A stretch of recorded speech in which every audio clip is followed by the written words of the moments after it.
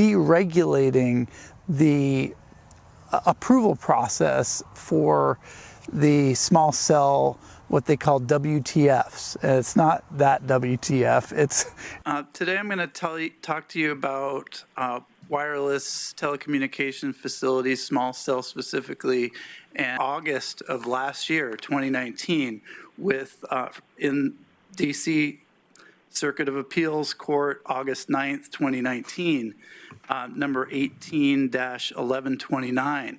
And in this case, specifically, I'll quote a small amount from it.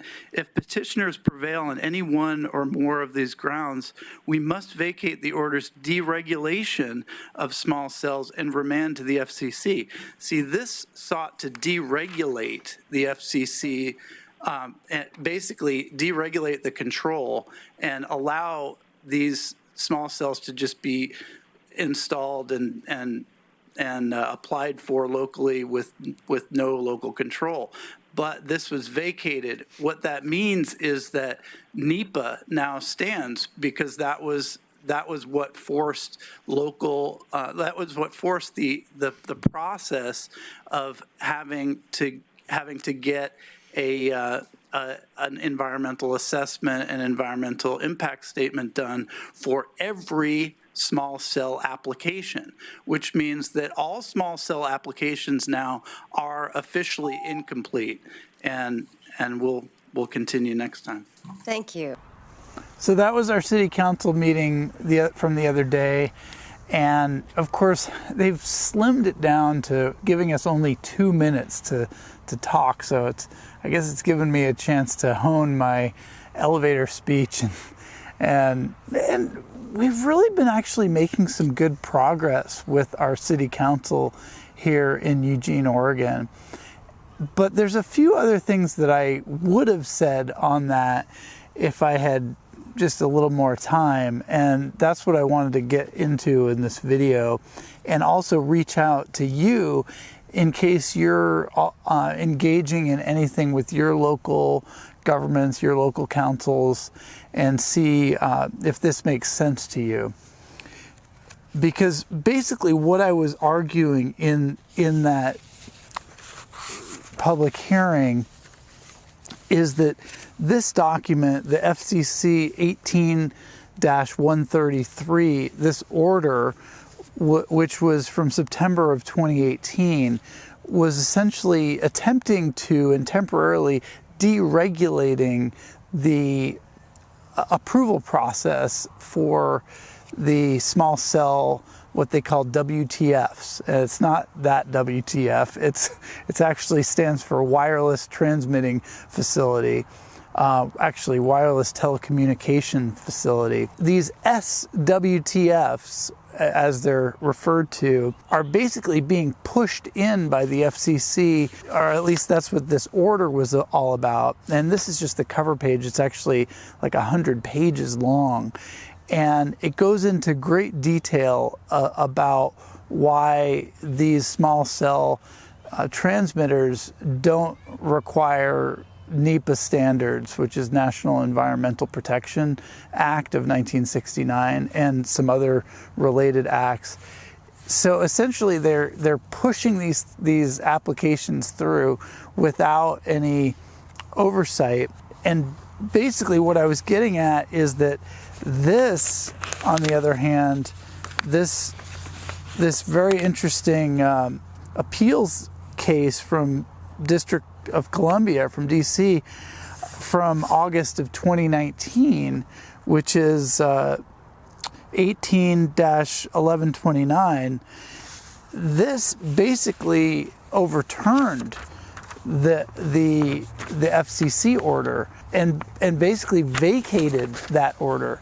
So by vacating it, what it means is that this is done. This is my understanding. And I'm making this video partially because I want your opinion. Anyone out there that's involved in any of this kind of stuff, please reach out to me. Let me know, is this accurate? Is what I'm saying accurate? Because that's what we're presenting to our city council, is that this was vacated in the DC Court of Appeals, and therefore by this particular statement, well, this particular case in the appeals court, which specifically says the commission failed to justify its determination that it is not in the public interest to require review of small cell deployments. We therefore grant the petitions in part because the order, which is the FCC order, the order's deregulation of small cells is arbitrary and capricious.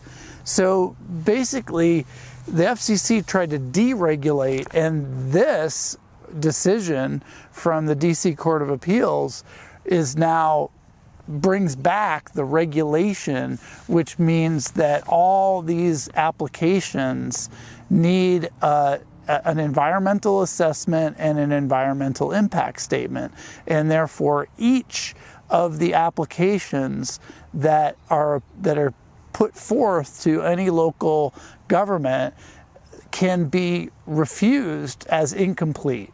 And there's documents online which have been shared at Scientists for Wired Tech. Well, I'll put a link below. They've provided some documents. We're also working on a template for an ordinance which is based on digital recognized right to sustainable digital infrastructure by prohibiting the siting of high-frequency 5G wireless. This may be a long shot. We'll see. I mean, we haven't gotten to the point of presenting this ordinance to our local council yet, but I think we're getting close. So we'll see where that goes. But like I said, I mean, we're believe we're making progress with our council, which is really cool. Of course, we're in we're in Oregon, and we have a fairly open-minded council, so I think that probably helps a lot. And I know it's a much harder fight in some other cities out there. But I just wanted to give you an update here on what we're doing with all this, and reach out and hear from anyone else that's involved in this kind of process, and see how things are going and what's working for you guys, because this really seems to be a landmark case, this DC Court of Appeals. The conclusion is we grant the petitions to vacate the order's removal of small cells from its limited approval authority and remand to the FCC, essentially taking away that power of the FCC to eliminate the NEPA standard. And we deny the petition to vacate the order's changes to tribal involvement in Section 106 review, and to vacate the order in its entirety. So the whole thing was vacated. That's my understanding. I'd like your confirmation if you're involved in any of this. And yeah, thanks for watching this video. Thanks for getting involved in anything you're doing on a local level. This is really something we need to fight on a local level, and then, take it from there. There's also some major lawsuits against the FCC right now, like the Children's Health Defense Fund, which is a great organization that's doing some really good stuff. So hopefully they'll be triumphant against the FCC, and we'll see some major landslides with that as well. But again, thanks for watching this video, and I'll see you next time. And if you're wondering what you can do about these 5G fields that you might be surrounded with in your environment already, I've been involved in protection products from like the early 2000s. Back then it felt like a double-edged sword, because it's like here are these energetic products that can help alleviate some of the symptoms that that you may be experiencing from exposure to EMF and non-ionizing radiation from telecommunications technologies. But, you know, back then it was a different environment. You know, now we're walking around in a world where you don't have to look very far to see the fact that people are just horribly addicted to these technologies, just walking around like robots, staring at these devices. And the problem of the radiation is just one of the problems. The social impact of these technologies is pretty obvious at this point, and we need to address that as well, obviously. But, you know, in the meantime, if you're affected by the radiation, we do have some really good solutions to help alleviate a lot of those symptoms. And you can visit me at healthharmonic.com to learn more about some of these solutions. And in the meantime, let's just keep the fight up and try to beat this whole 5G ridiculousness. So thanks again for watching. I'll see you next time.